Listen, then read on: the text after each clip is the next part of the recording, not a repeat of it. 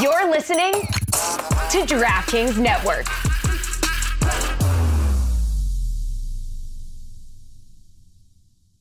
This is the Dan Batard Show with the Stugotz podcast.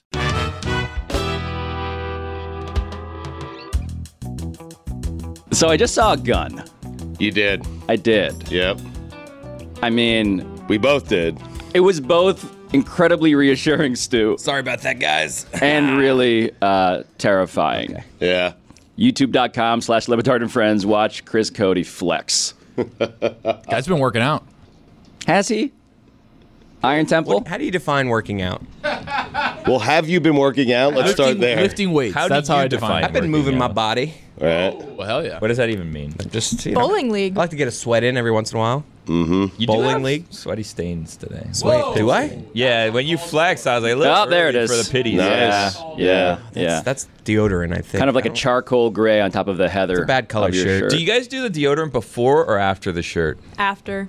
Yeah, you got to. Because if you do it before, Wait, then you get what? like sometimes the marks on the side as you're pulling down your shirt. Depends what you use, yeah. though. If you use the dry spray, I don't think you get that.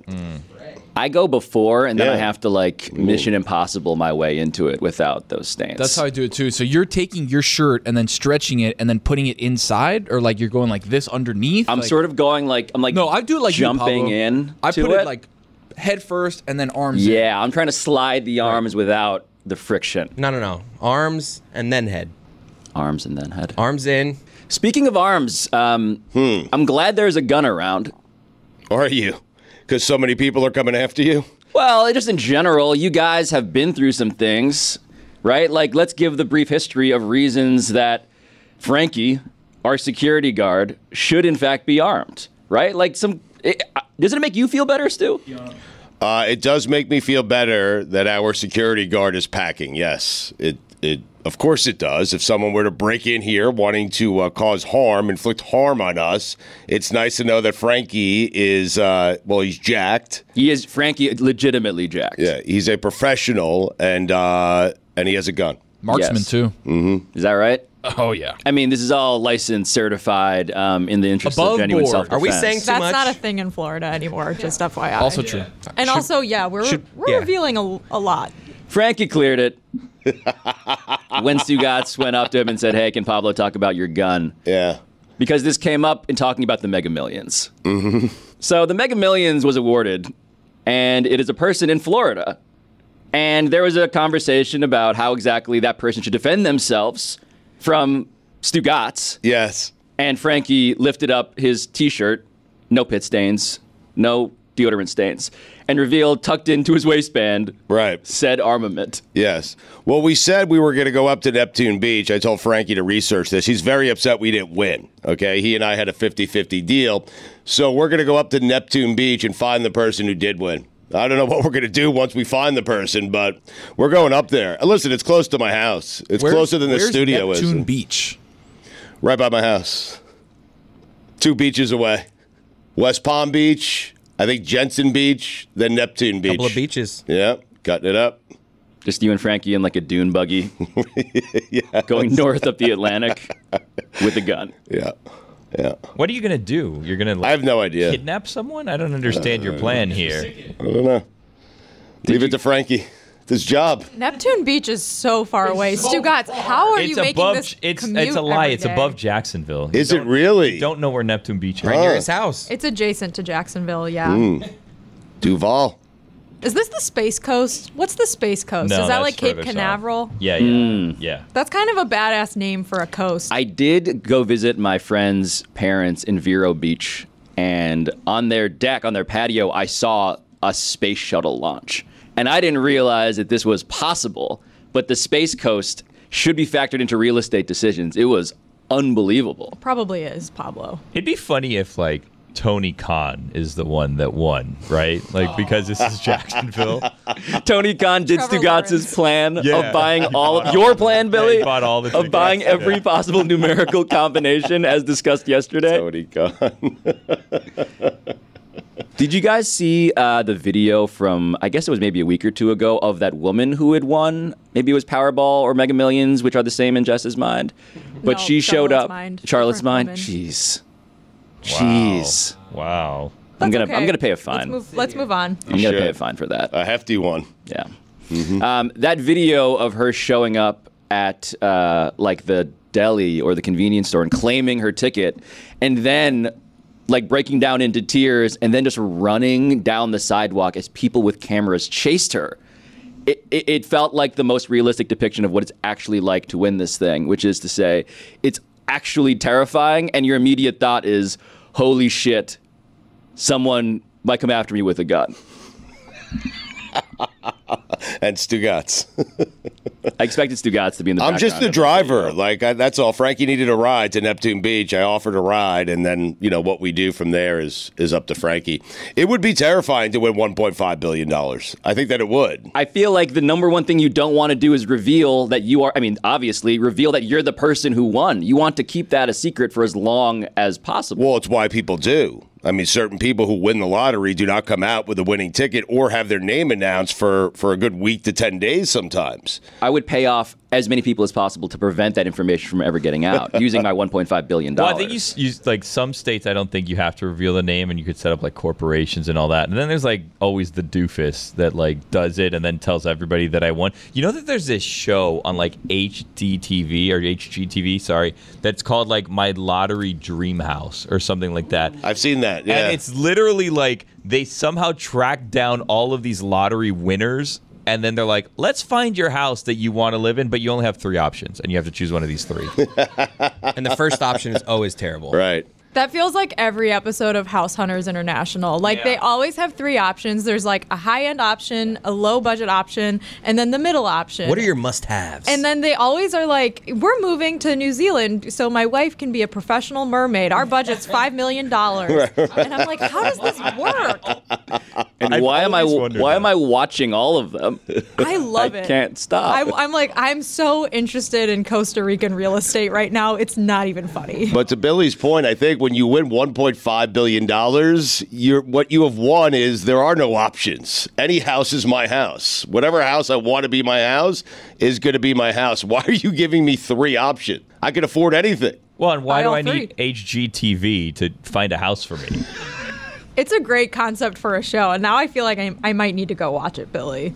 Yeah. Honestly, it's kind of like, oh, you won $300,000 and you're going to buy a $500,000 house. It sounds like you're in debt.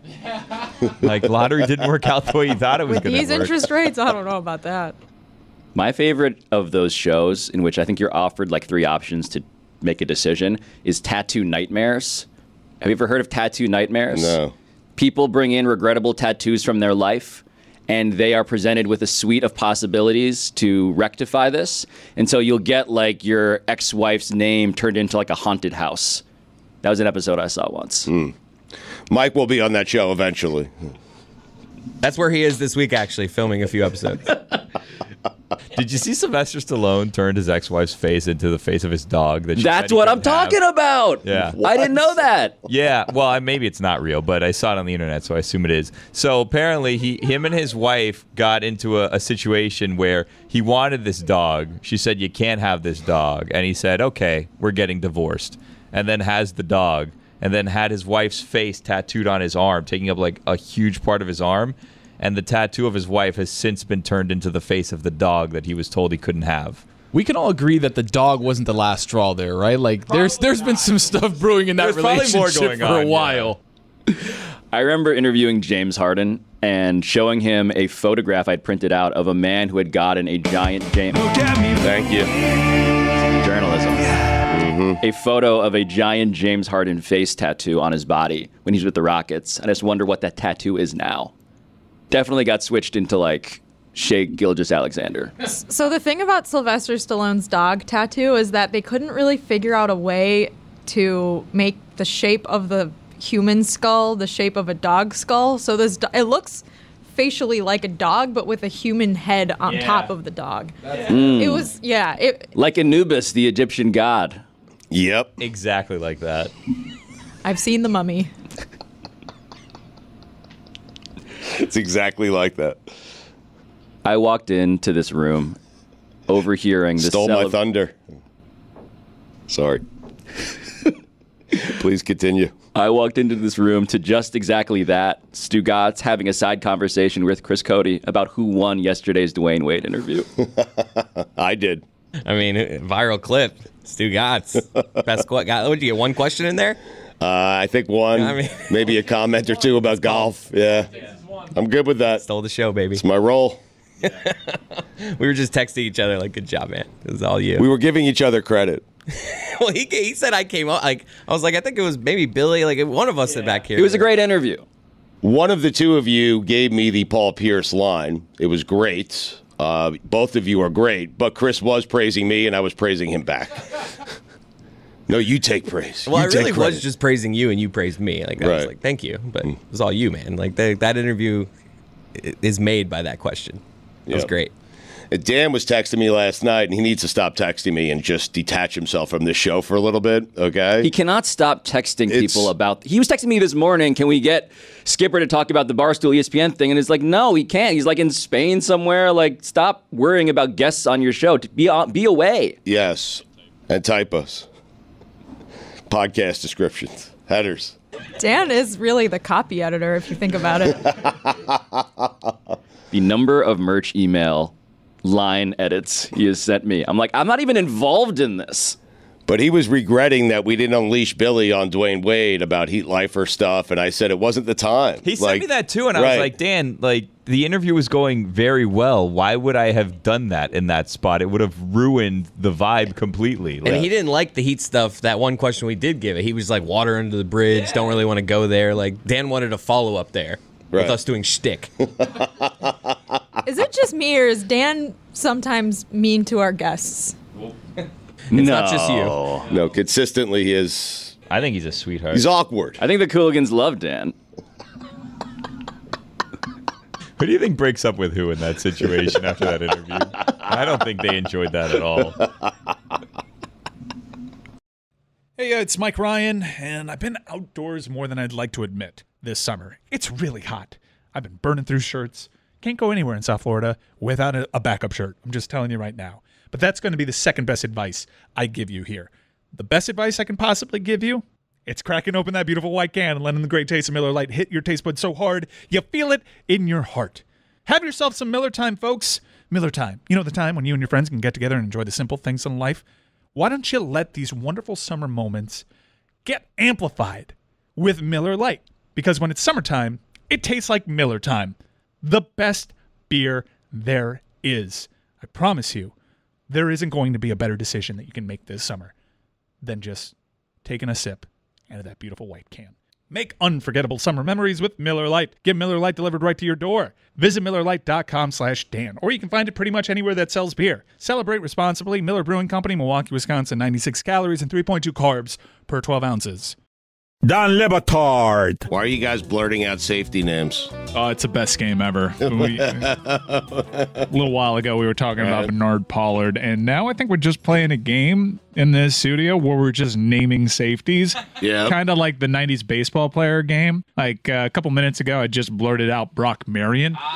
Great one. And it made a few people happy. Yep. Stugotz. Bob Sanders. Yeah, he was early in the list. Classic. Very cathartic. Mm-hmm. Yeah. Adam Archuleta.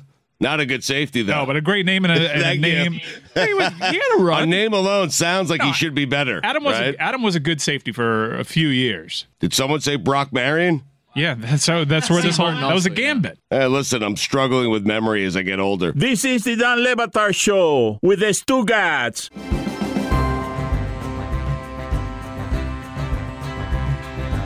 Presented by DraftKings Sportsbook, one of America's top-rated sportsbook apps. DraftKings has all kinds of ways to get in on the action, including same-game parlays, props, live betting, and so much more. Use code Dan when you sign up on the DraftKings Sportsbook app to check it out. It does occur to me that Stugotz is absolutely that person who declares to everybody that he won Mega Millions. I was thinking about this during the break. What's the point of winning $1.5 billion just to keep it a secret? I would gloat. I would have to tell everyone. I won $1.5 billion. It is not in my nature. If I won $100,000, I would tell everyone. $1.5 billion, you would know, and you would know quickly. Then tell us your salary right now. I don't want to do that. That's different, though. He works for this money. That money he would... Debatable. Every every single person Sometimes back here, was like, sometimes there, Tony couldn't sometimes even not get at that all. The cascading background guffaws. Jim, I don't know. What would you spend 1.5 bill on, Stu? What are you doing with it that you can't do now? Grove 23 trips. You're gambling it all with Michael Jordan on his course. Am I right? Yeah, that's certainly one of them. I'd finally take a vacation. Jim. A lot of weed. Would you buy a sports team? I'd buy a dispensary first. An entire dispensary. Just for me. And Pablo. Can we put that on the poll? Should Stugotz use his lottery winnings to buy a dispensary for him and Pablo? It'd probably be cheaper just to buy a lot of weed every week. It's a lot of I don't want to do anything every just a week lot anymore. Of people you got to pay. Yeah, but No. diversifying your portfolio. Now you got a little, interest in the weed game. Making money. I feel like if you have $1.5 billion, you don't I really feel need like- to do a lot I think the of weed comes to you. diversifying. Yeah. I feel like we're struggling to find productive uses for $1.5 billion. Rich people do it all the time. Do you think they need that second and third yacht or the fourth and fifth home? Do you want a You'll yacht? find a way Yeah, to do you- spend it in this country. Do you want a super yacht? Like, I'm earnestly asking as a question of, like, what are we seeking on this planet? Like, what can you not do now that you're like, if only I had $1.5 billion? I would buy a jet. I would buy a jet. Not the jets, although I would buy the jets as well. But I would buy a jet. Things that make my life easier. I hate traveling. I do a lot of it. I know that's kind of funny coming out of my mouth. But making it easier would be something I would spend money on. Buying a yacht is something I would spend money on. Buying a really good friend. I would buy Lewis. Lewis is on our TV staff. Well, people aren't for sale. Hamilton? Yeah, but no, Lewis I think just said in Lewis my is. ear he would be. Yeah, I think Lewis is, and the reason I'm picking Lewis is we share the love of cannabis, and because I putting my guy love out there like that. I love Lewis. What's your deal Lewis today? doesn't care. You're just putting everyone's business out there. Lewis doesn't care. I've had these literally conversations. Frankie has a gun. Lewis loves weed. That was we all you know on the this gun. stuff. I mean, that was you on the gun. Lewis is on camera right now waving his arms like, no, Okay. I love Lewis. Lewis Don't has worry, been to we'll Tahoe bleep with all me of that 3 out. times, and each time that we've been there, we have this connection, this bond, and I just like it. I like having him as a part of my life because he makes me smile, and I like people that make me smile. How much would you buy him for? Yeah. I don't know. Whatever he wants, he can name his price. I got 1.5 bill. I'm interested in you saying what his worth is. Yeah. Yeah, what do you think Lewis is worth? Lewis is worth. Tell us his salary right now. Go around the room and say how much you'd buy each person for. Well, let's see. Or would you pay us to keep us away? Because I'll take that option No, too. no. Well, it would be a great day for Billy because he would no longer have to deal with me. I mean, I'd throw him some money on the way out. Thank you for everything. You would. Sorry for the headaches. You would free Billy by buying him as your slave. You would throw him I know. promises of money. No, I would Exactly give right. Billy actual money and apologize Some for all the peace. headaches that I've caused. Yes. All the visits to the doctor. I mean, I'm glad we got to compensating Billy after running through a list of things, including buying Lewis. his friendship. I like having Lewis. Don't think Lewis for a second would not take my offer. Why are you buying Lewis and So not like fast. Bob Weir or John Mayer just to follow Lewis you around first. all the Cheaper. time? Yeah, cheaper. Well, I have Lewis. Salary cap considerations. I have Lewis to take care of these things now. So it's on the payroll. Some depreciating asset considerations in terms of your favorite musicians, too. What would you buy? Yes, I would have Dead & Company playing in my backyard every single night. It would be great. I would say that I'd like to buy a big house, but having a giant house seems like a real hassle. Like, do I want a It's so staff? terrible, I'm sure, having a huge house. I mean, look, The worst. I live in a 2-bedroom apartment in New York. It's so rough for you. Well, I mean, he's talking about a house that needs a staff. That seems You like live in a lot. 2-bedroom apartment in New York. You're already a millionaire then. What are we talking which about? is wildly luxurious, admittedly. Jess is right. Right, a 2-bedroom. Jeez. But when Stugotz mentions buying a jet, I do want to ask about the actual jet. Brees Hall. Okay, well, let's move out of the realm of buying people. yeah. I agree. In this context. Right. When I say buy Lewis, I would just give him a job, a cushy job that pays him a lot of money. Whatever he wants. That's what that they job. said. I just like having him around in my life. I do. Makes me smile. That's what Thomas Jefferson said. He's got 8 kids. I don't know what we do about that, but Yeah, it's a lot of people. A lot of mouths to feed over there, Stu. just Lewis. What's J-Jax doing in that studio? What? It's time to ball, y'all. Can we talk about Hard Knocks? Sure. Doesn't seem like it. I want to move on to the actual Jets, Stugotz, because we talked about the Jets. We talked about editing images, tattoo nightmares style. There is nothing that made Aaron Rodgers look cooler, more charismatic than this episode of Hard Knocks. It was, I got to tell you. Oh, you guys didn't fall for it? I fell for it. First off, he really embraced it in a way that I didn't think Aaron was going to embrace it. He was all over that episode. Try hard. It was too much. It felt, I mean... Wait. You didn't think he was going to embrace cameras on him? He has a weekly appearance on one of the biggest sports shows in the country. I didn't... He loves talking to the media. No, I know. I thought he would try to be like, hey, focus on the other guys, not me. I don't want to be a distraction here. But, you're right, Jess. It's a fair point. I don't know why. There have been random seasons where the quarterback isn't as big of a story as, so it does seem like he has leaned into this. Like, there's even the clip early in the episode where he's like, I'm going to give you, like, he's talking to the producers, I'm going to give you a bunch of good stuff today. Yeah. Right. I mean, it was a little too much for me. It was like an obvious, like, I feel like there have to be teammates that are like, wow, when those cameras are around, he's a lot friendlier than he normally is. But what we got instead was the manicured presentation of every teammate saying how cool he was. That's true. Like marveling at the no-look passes, marveling at how he throws the ball. Like as a sports fan, as a football fan. That part felt genuine. The part where they were just gushing over his film. Gushing over his film. The defensive coordinator gushing over that throw he made. Of course. Back shoulder. He said there's one quarterback in the world that can make that throw. We're going to be in every single football game. And listen, I got goosebumps. For the first time in my life, the Jets are relevant. Super Bowl. They're interesting. When you had a year of Zach Wilson, that'll do it to you. Right. And also when all of the younger players were telling him that they grew up watching him, Jets fans should absolutely be excited. And the team that struggled through last season with a quarterback that was very, very hit or miss, that they did not think was the guy. Like, this is a huge, huge improvement for them. So that all made a ton of sense. But was he hamming it up for the camera? Of course he was. He's Aaron Rodgers. He lost me at the random staffer getting the birthday wish. It was like, that's just... You could have done it before. Like, you're just doing it out here on the field. I was just like, man, I wanted to buy it all, but I just wasn't. He was Kino escalating a lot, to use the language of pickup artistry. A lot of just, look how close we are. Let me bro it up. Let me increase intimacy by being an alpha, touching everybody. There was all of that stuff happening too. He didn't like it when Zach Wilson took a shot at his arms, though. It was like one shot where he pregame for the preseason game where he was just like, oh, I got better arms than you, Aaron. And Aaron didn't like that. But some of the people that are with the Jets, he loves. I mean, Nathaniel Hackett is someone that he loves. Randall Cobb is certainly someone that he loves. So what are you saying he's doing there? Sauce Gardner, he went to a couple of Knicks games with, sat courtside. I have to say, this was great PR for Nathaniel Hackett. Yes. Because the whole gold member spiel, apparently he's obsessed with Austin Powers, and Aaron Rodgers was talking all about how he was talking about deep lore of the gold member character. He roller skates.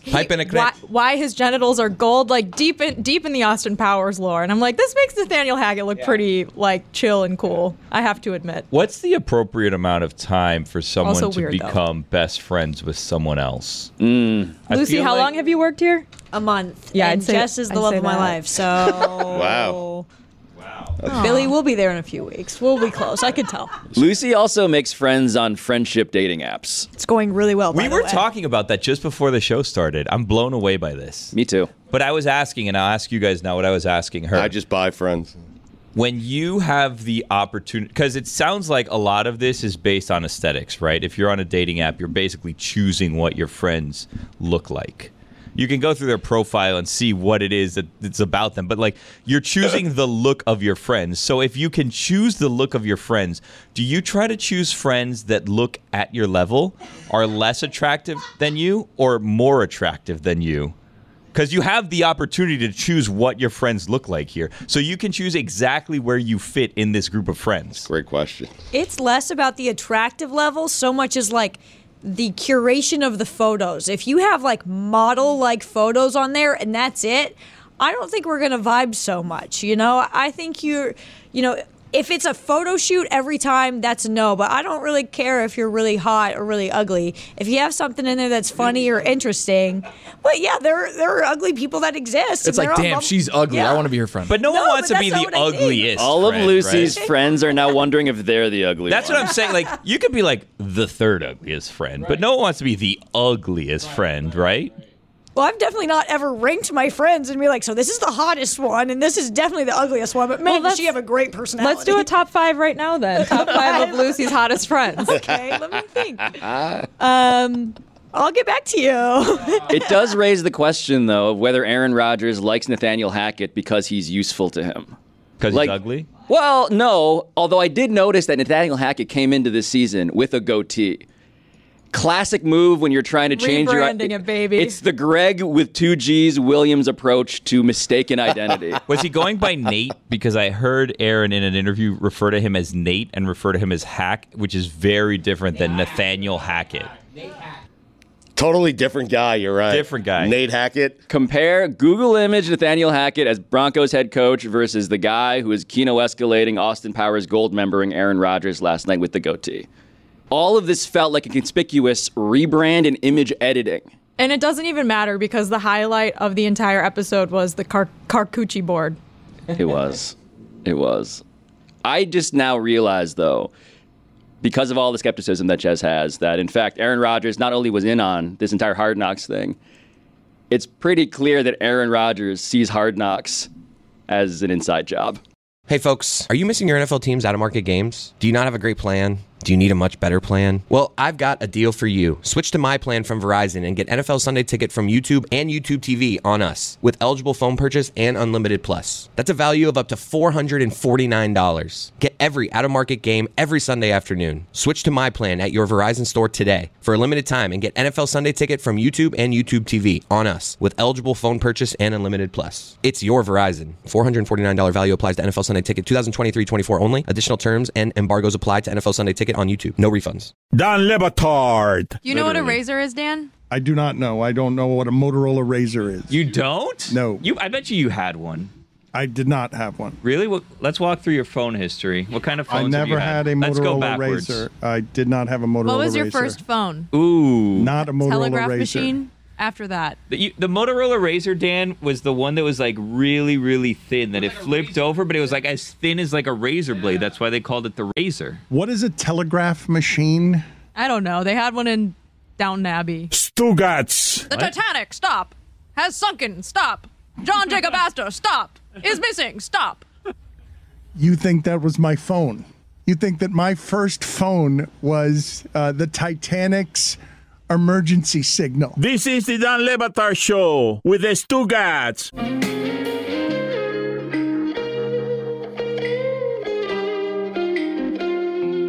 Presented by DraftKings Sportsbook, one of America's top-rated sportsbook apps. DraftKings has all kinds of ways to get in on the action, including same-game parlays, props, live betting, and so much more. Use code DAN when you sign up on the DraftKings Sportsbook app to check it out.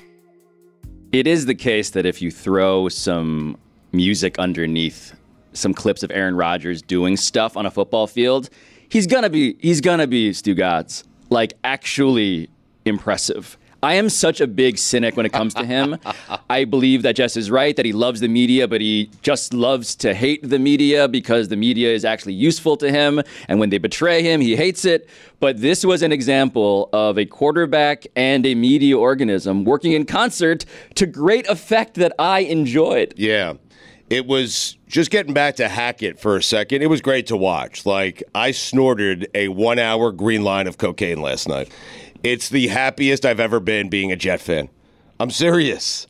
And I haven't had a lot to be happy about over the years. I haven't made the playoffs in 7 years. They went to back-to-back AFC championship games. Those were fun years. But last night, to have your team highlighted on that show with that quarterback and see the optimism around that building from everyone because they have that quarterback, and then just to see that quarterback wearing a Jets uniform, for me, it was a great feeling. But I feel like that relationship with Hackett goes back to the back-to-back MVPs. Like, wouldn't that guy be your best friend? If you had 2 years of 85 touchdown passes and 9 interceptions, Don't you think that guy would be your favorite coach, one of your best friends? I did think it was funny, though, when Aaron Rodgers was defending to Peter Schrager, Nathaniel Hackett. Hack recognized Hack, by the way, with you and him. I get it. When he was defending Nathaniel Hackett, he was not saying this guy is the greatest coach I've ever had. He said, this is the most fun coach I've ever had. Mm-hmm. He's a family man. He is somebody who is beloved in this locker room. He did not make the claim that actually Nathaniel Hackett is responsible for the 85 touchdowns. And I think that is what I'm getting at when it comes to the selection of friend. You don't want someone who's going to take the credit for your greatness. You don't want someone hotter than you who's going to Bill Belichick to Tom Brady you in terms of the pie chart of credit. You want the guy who's going to be exactly the wingman that makes you feel like your most confident self. And that's what Hackett is for... He's Goose. Yes. Yes. Yes. Yeah. And that is something that I believe, Stugotz, you should feel good about, because the Aaron Rodgers that is confident, and again, put some Liev Schreiber narration over anything, and I'm in. Live. Genuinely. Live. Liev. I thought it was Live. Live. I thought it was Live. That was also a bit Liev much. tour. I think it's they Live. broke the fourth wall, and it was. I mean, I was shocked when the helicopter came in, and they were like, "Who's in the helicopter?" Right. And it was Liv Schreiber, and he was coming to practice, and his voice sounded so. That was a huge spoiler. I'm sorry, but his voice. It's Hard Knocks, so I don't really. It's not a real spoiler. His I haven't seen it yet. I was going to watch it today. His voice sounded so different talking to Aaron Rodgers than it does doing the narration that I was a little like, "What's going on here?" I don't need the narration doing comedy. Like, you know what I mean? Like, you're not there to make me laugh, Liev.